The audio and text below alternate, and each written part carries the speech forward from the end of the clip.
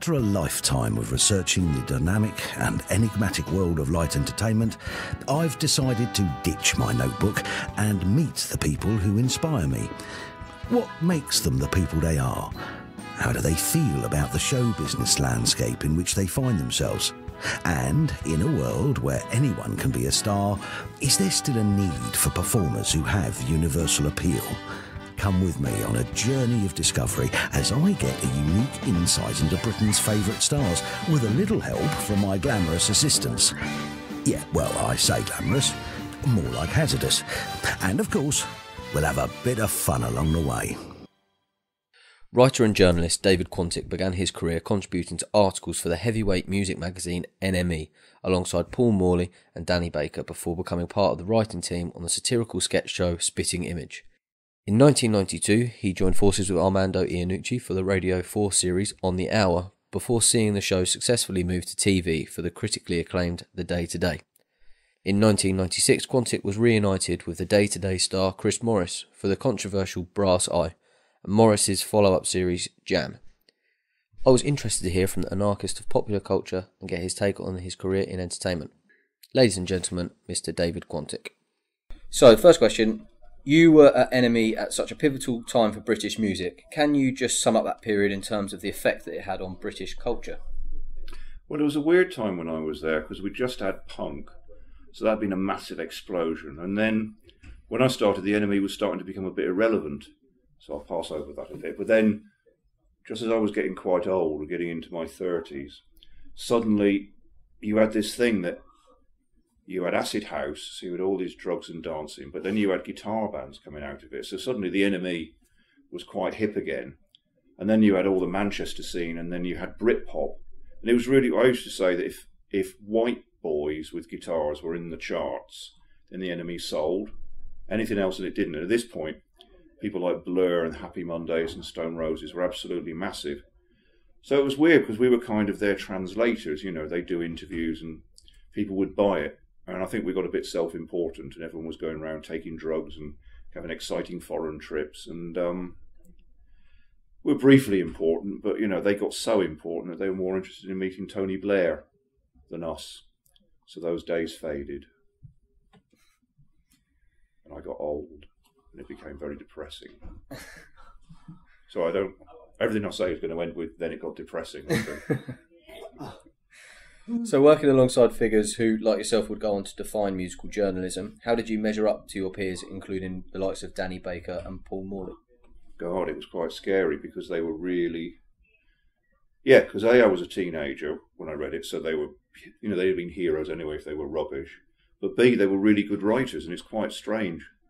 My cliche used to be that NME was like Cambridge for losers because there was a lot of really talented people who didn't quite fit in.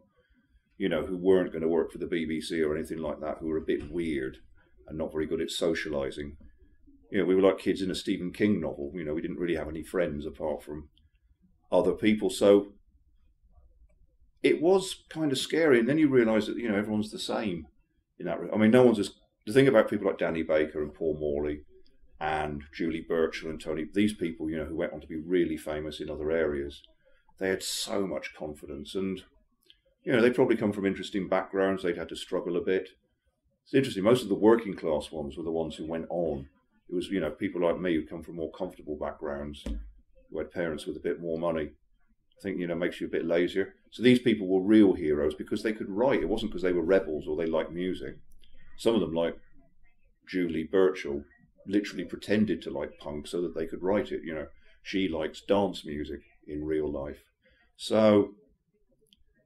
When I met them in later life, it was like meeting heroes. When I met Danny and Julie, you know, who were quite scary people, but really nice. It was really more interesting to me than meeting the musicians that I liked, because they had moulded me. And even now, when I write something, I'll think of someone like Charles Shaw Murray, or Paul Morley, or Ian Penman, these people who were, you know, it's always a surprise to me to meet them and discover they aren't millionaires, because to me they are massive, important figures in my life. Then you made waves in the world of political satire and started contributing material to Spitting Image. How did that come about? And was there any correlation between the music and then the satire? Well, it was weird because The Enemy at this point, nowadays things are a lot more corporate. You know, you're told you should write this, and you write this, and you have a brief, and you're not told to like the band, but it's kind of implied. And you only write about music. Like Q Magazine doesn't even have a book reviews section now, which I think is bad. But The Enemy came out every week, and there was loads of it. So I'm doing this gesture in case you've never seen what loads of it looks like. But yeah, there was loads of it, and you had to fill it up every week, and it was like an endless pit, which meant there was a lot of room for variety. So you'd be doing stuff and you'd think, oh, I'm bored now, I'll do this article in the style of Flann O'Brien, or I'll do this as a dialogue or a sketch. And so, and you know, the people that we mentioned were very funny. It wasn't, you know, the image of The Enemy is often this kind of pretentious paper, but these people were very funny. You know, they're very funny writers, and that was always important to me. So you sort of mix the two. And because I'd love comedy as well, the only records I had before I was 16 were comedy albums by the Goons and people like that. So it wasn't, but it was easy to get reviews published. It was hard to get comedy made because you have to get it made on television. And then I wrote some sketches and sent them to Spitting Image, and they used them. And then it got mixed up when I started writing parodies of songs for Spitting Image and things like that. And then I ended up working for Armando Iannucci because he'd seen a column I'd done with Stephen Wells. And my joke is that he must have thought we were 16-year-old punk rockers. I think he was quite upset when we turned up and we were, you know, big 30-year-old men who looked depressed about life. So, yeah, it's strange because it was a real mixture between the two. The comedy and writing about music were always mixed up together. In 1991, you joined forces with Chris Morris and Steve Coogan for the BBC Radio 4 series On the Hour. Looking back, how important do you think this show was in testing the ground for some of Britain's best-loved comedy characters of the last 20 years? That's a really good question, because a friend of mine called Ian Greaves, who's a comedy historian, says that there's two lines in comedy after the 90s. One is the Vic Reeves, the Matt Lucas line, which goes into, you know, the Mighty Boosh and whatever, even the League of Gentlemen. And it's silly, old-fashioned comedy. It's not intellectual. It doesn't, you know, you don't have to go to university to like it. You don't have to read the papers. The other is pretty much the Chris Morris Armando kind, which is, even though they didn't go to Oxford, it is that old Oxbridge type comedy where, you know, you do have to know who the foreign secretary is. You have to read the papers. It helps if you've got a degree, maybe. I don't know. But these two strands are quite separate. And the weird thing about On the Hour is in the first episode, you've got Chris Morris and you've got Alan Partridge.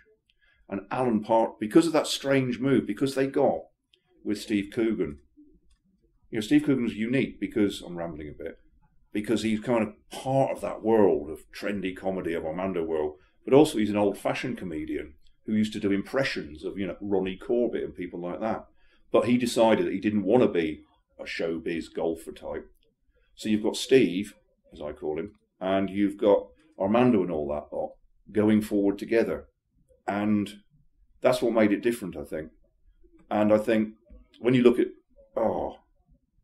it's really interesting because you try to think what was the influence. You look at things like W1A on television. Yeah, that's from a show called, I think, People Like Us, which was pre-Armando. That's obviously influenced. Then you look at Veep in America, and all of a sudden there's all these shows like House of Cards. So I think Armando and Chris are the only people who did that kind of, it's political, but it's not about the government. It's satire, because it's satire about the way government and the civil service works. And it's silly. The thing people tend not to forget, because they all say, oh, it's just like The Thick of It, and they always mean, you know, the government's in trouble. But shows like The Thick of It are silly. They're a bit surreal. It's the kind of comedy I really like. They're quite daft. You know, they can be vicious. And I don't know if you've seen The Death of Stalin yet.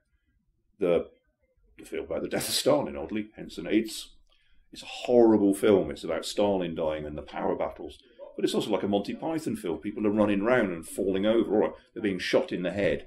And you know, there's horrible moments. But it's a silly film. And that, I don't know if that's the answer to any question, but that is what Armando and Chris's legacy is. Surrealism and satire.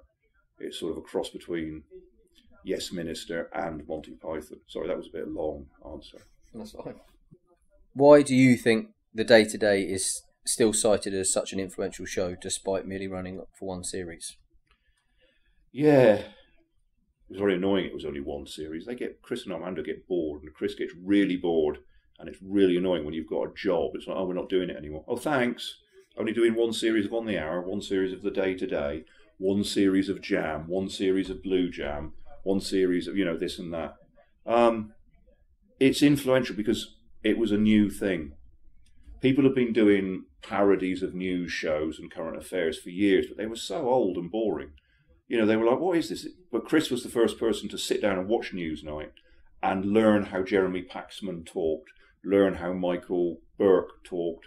He hired all the graphics. They hired the people who made the real graphics for Newsnight, which was genius. Before that, it was like, oh, what's this? It's just some silly joke with funny name. But the thing we always used to say was, if you were in the kitchen and it was on in the next room, you think it was the real show until they said something like the horizon is disappearing at the rate of 1 foot a day, or there are horses in the underground. It's almost, that was the thing. Parody had got lazy. The thing about Chris and Armando was they were great observers, and then they made it daft. So it's hugely influential. Again, because it's the first thing to do what it did. In 1997, you were reunited with Chris Morris for Brass Eye. The most obvious question, I suppose, is how did you get all those celebrities to be on camera saying all those ridiculous things? Because I think the answer is because celebrities will do anything. Because if it's in your genes to be famous, then you will do anything to keep being famous. And what was weird about that was that Chris pushed it as far as possible. It's almost like he'd say, and there are takes of like Paul Daniels, God bless his soul, saying like, would you like me to do it like this? Noel Edmonds going like, shall I do this? They weren't just being tricked, they were wanted to join in. And I was working on a show, this is fairly weird. There was a comedian called Richard Blackwell, and I was working for him for his real programme.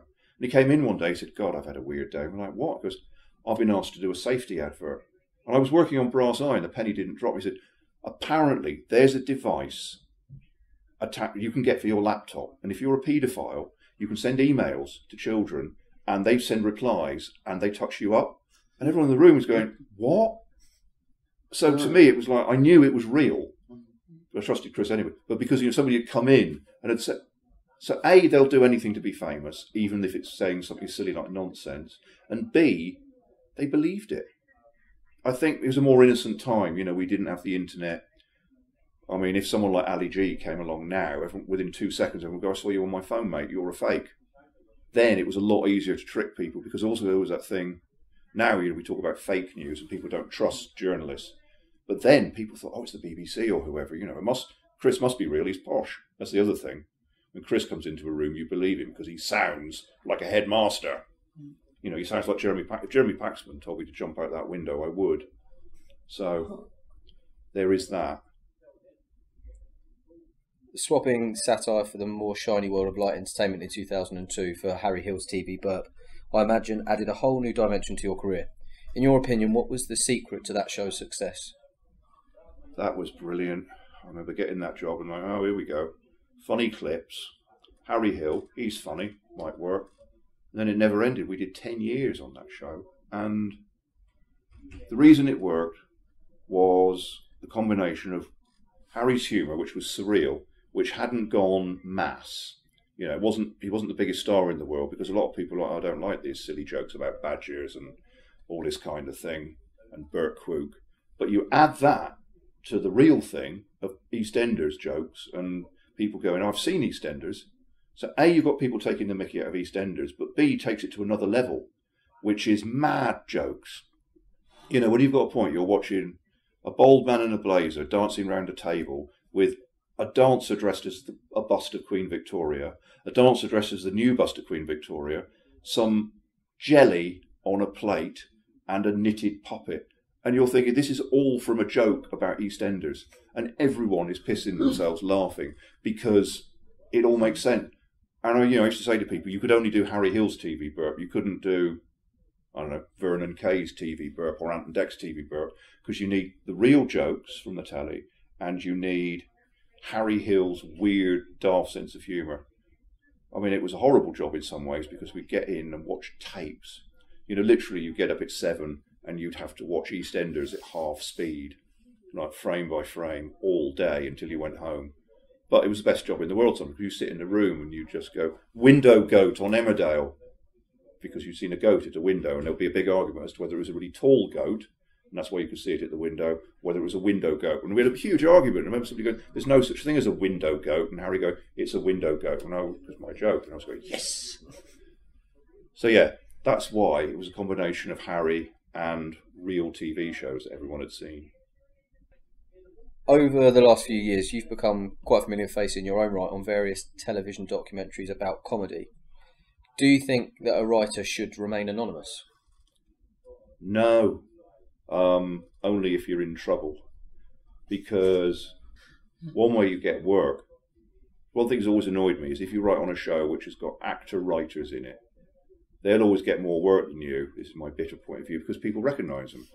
So if I worked on the Fast Show with Simon Day and John Thompson, who wrote their own jokes, and they perform their own jokes. I can't perform my own jokes. I'm not good enough to do that. So it's always struck me that if you read, someone like Miranda, Brendan O'Carroll, the woman who did Fleabag, all these people who do their own material, who write it and perform it, it's really smart because everyone recognises you. Whereas you go to a meeting with someone at the BBC, it's like, what have you done? So look it up. I've done loads of things, got a CV. But if you go and they go, Miranda, you're so funny, If cab drivers know who you are, you're fine. I mean, it's nice I can get in a taxi and no one cares, but I'd like to go into meetings and people just go mad and throw their arms up in the air with excitement when they see me. Why do you think that comedy writers should be anonymous? Because when he was at university, they always told him that if you wanted to be famous, don't be a writer. Yeah, there's that old joke about the Hollywood star who was so stupid that she slept with the writer. It's absolutely true if you want to be famous. And I like it. I mean, when I work with fame, I always like being the person in the picture. When you see a picture of someone famous at a party and they look really great and I'm stood next to them and it's like famous person and someone else. And I like being the someone else because I don't get bothered. I don't make all the money, but I don't get bothered and I have a nice job. So, and I think as well, we were talking before, weren't we? People in the past, comedy writers, sort of like Ronnie Barker, choosing to become anonymous when they're submitting work. Yeah, because that whole thing of Gerald Wiley, that was quite. I mean, I can see why, and it's very. I mean, I'm really. This is a different tack, but I'm obsessed with Stephen King, the horror writer, and it's really interesting that he's got, as you probably know, 2 sons. Owen King, who doesn't write horror, wrote his own short stories and novels, and the better known one is Joe Hill, who deliberately chose a different name, made sure that nobody knew who he was, and it's really difficult. J.K. Rowling trying to do something different. I mean, it's not so, but I think that's a slightly different thing. That's because you want to know that you're good. You want to be judged on your own abilities, not your name. Whereas if I was a famous hockey player, I would just say, I'm David Quantick, the famous hockey player, and get published. But what's interesting about me, nothing. No, I'll start again. So what's interesting about my position is that if I always use my own name, if I write one kind of stuff, it doesn't help me in another area. So a few years ago, I wrote these books called the Grumpy Old Men series, which were a cash-in on a more successful Grumpy Old Men. And I thought, great, and they did quite well. I thought, great, now I'll get my novel published. And it was like, your novel isn't a comedy book about grumpy old men. So it had absolutely no effect. If you get known for one thing, you can't leave that bucket. That's not the wrong word, but... We interviewed Barry Cryer a couple of months ago, and he was saying about how it really helped him being at the Windmill, because then he was a comedian before he became a writer, and it almost validated that he was funny before he became a writer. Yeah, confidence is really hard. I mean, I'm really envious of the people who went to Oxbridge and who did that kind of performing thing. Anybody who went from a public school background at my age has got more confidence. So now I'm all right, but yeah, when you're a writer, you work on your own, you get a lot of rejection, all these kind of things. So it's very, sometimes I'll get, someone will go, I really like your sketch, and I'll go, but, what's the but? And I'm like, no, I liked it, but, no, there isn't a but. You are insecure when you're a writer, you can get a bit bitter and twisted about things, but Yeah. If I'd had the nerve to be a stand-up like Barry, a proper comedian, I'd definitely have done that. But then people like me, you know, that's why we sit behind a screen and write. And also, I'm not as good. You know, Barry's great. Barry's so funny. If I was as funny as him, I wouldn't write a word. I just tell parrot jokes.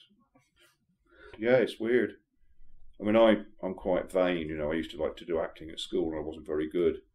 But I remember when I was in my 20s, Ben Elton, who is a very good writer, but isn't a great stand-up as a speaker, but made himself do it.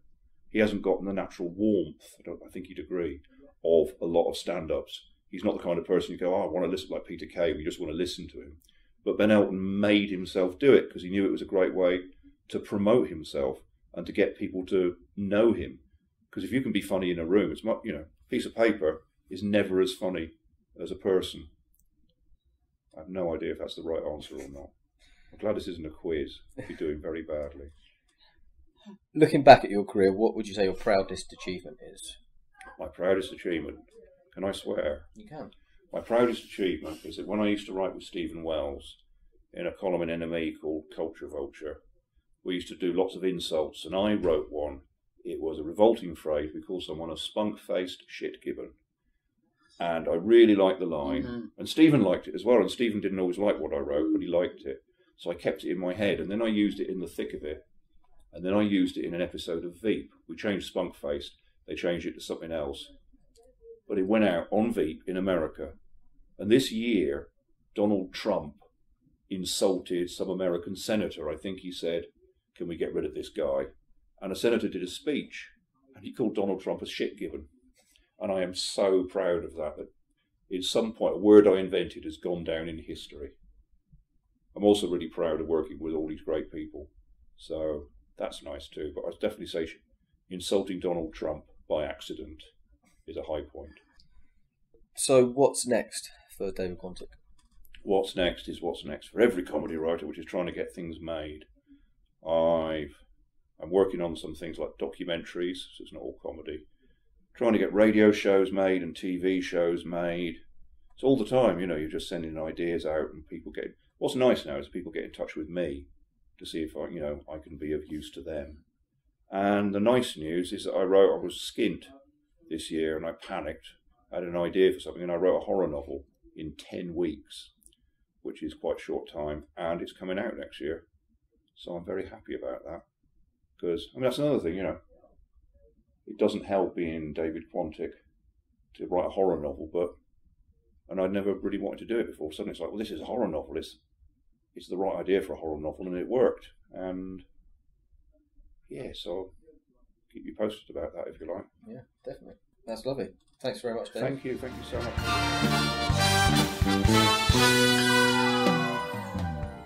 A big thank you to our guest for being the subject of another Beyond the Title interview.